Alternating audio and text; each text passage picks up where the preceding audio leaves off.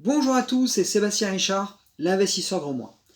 Nous allons continuer cette série de vidéos des 12 erreurs de mes débuts et aujourd'hui, je vais vous parler de mon erreur numéro 11 qui a été de ne pas avoir choisi le bon régime fiscal avant de commencer mon tout premier projet locatif.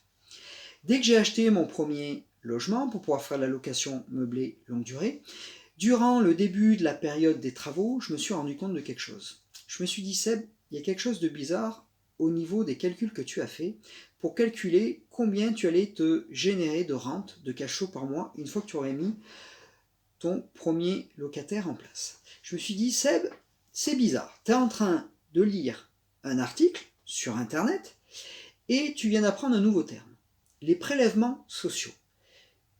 Tu viens d'apprendre que les prélèvements sociaux, tu ne les as pas pris en compte dans tes calculs. Et en plus de ça, tu as pris une mauvaise méthode pour calculer les impôts sur le revenu qui vont être liés au loyer que tu vas percevoir. Donc qu'est-ce que je me suis dit? Je me suis dit, tu vas recalculer ton projet avec les nouveaux éléments que tu as. Et là, j'ai pris une grosse claque. J'ai pris une grosse claque parce que ce que je pensais me générer avec ce logement en rente, en cash flow, tous les mois, la somme que je pensais me générer en rente, cette somme-là, la quasi-totalité de cette somme-là allait me servir, en fin de compte, pour payer les impôts sur le revenu et les prélèvements sociaux liés à ce logement. Et là, j'ai pris une claque, quoi. Je me suis dit, attends Seb, tu es au début de ton projet, tu vas investir du temps, de l'énergie, de l'argent.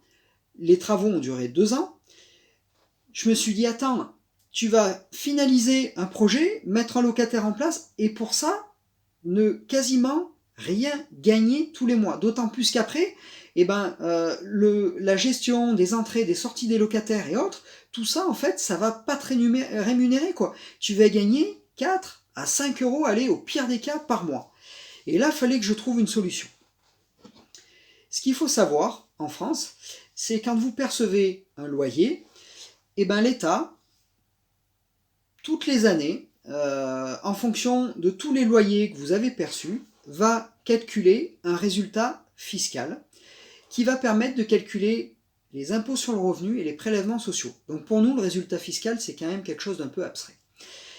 Mais ce résultat fiscal, il prend en compte vos loyers perçus, les niches fiscales que vous utilisez via certaines lois, le type de location et le type de régime, savoir si c'est un régime simplifié ou réel. Donc voilà, l'État il va prendre tout ça en charge et en fonction de ça, il va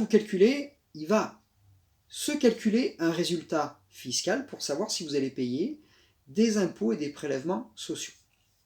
Si ce résultat fiscal est égal à 0, voire négatif, dans ce cas-là, vous ne paierez pas d'impôts et de prélèvements sociaux. Si ce résultat fiscal est positif, l'État va calculer le taux d'imposition, votre taux d'imposition à ce résultat fiscal, et il va calculer aussi les prélèvements sociaux qui, au moment où je vous parle, au moment où j'enregistre cette vidéo, est de l'ordre de 17,2% et les prélèvements sociaux sont fixes. Voilà. Donc les loyers, en fonction des loyers perçus, en fonction des niches fiscales que vous avez, si vous avez des abattements, si vous pouvez déduire des frais, des charges, des taxes, en fonction de si vous avez choisi un régime réel ou un régime simplifié, en fonction du type de location que vous avez, il calcule ce résultat fiscal et dans ce cas-là, il adapte votre taux d'imposition pour calculer votre impôt sur le revenu et il calcule les prélèvements sociaux. Voilà. Et en fait, si vous voulez, moi à la base, j'avais calculé un petit peu moins de 70 euros de cash flow, de rente par mois. Et là, avec cette nouvelle méthode, je me suis rendu compte que impôt sur revenu plus prélèvements sociaux, j'en étais un petit peu plus de 60-62 euros par mois. Donc là, ça a été la claque. Donc là, il a fallu que je trouve une solution, il a fallu que je m'adapte.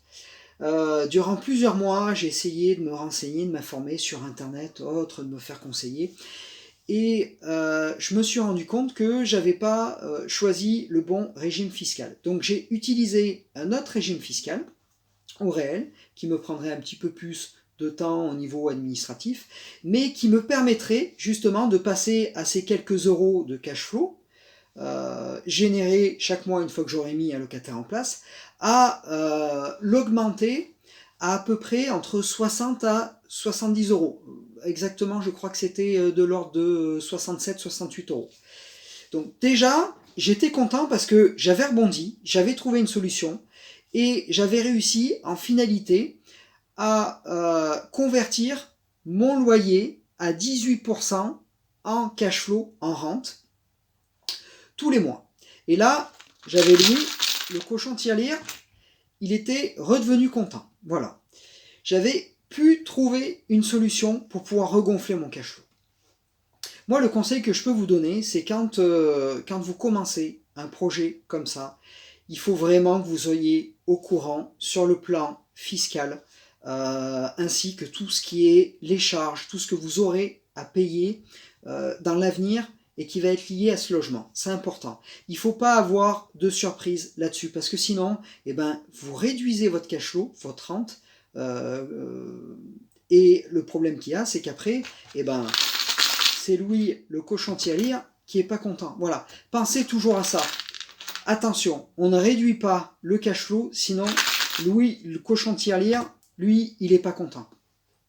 Et puis de toute façon, c'est votre tirelire à vous après qui n'est pas content. Et puis de toute façon, dites-vous bien que si vous faites un investissement immobilier locatif, c'est que de toute façon, il faut qu'on puisse gagner de l'argent du moment où on commence à mettre le premier locataire. Voilà. Vous, si vous cherchez un investissement immobilier locatif, c'est pour pouvoir aussi vous générer des compléments de revenus, voire pour certains, être libre financièrement, être indépendant aussi financièrement. Voilà. Donc ça, c'est important. Voilà tout ce que je peux vous dire vis-à-vis de cette erreur et vis-à-vis de cette vidéo. C'est la fin de cette vidéo. N'hésitez pas à aller chercher en bas de cette vidéo, vous avez un lien, allez chercher votre cadeau de bienvenue. C'est une formation gratuite dans la peau d'un investisseur IMO où vous recevrez une vidéo par jour durant 4 jours. Le lien est en bas dans la description de cette vidéo. Je vous dis à bientôt pour une prochaine vidéo. Bye bye.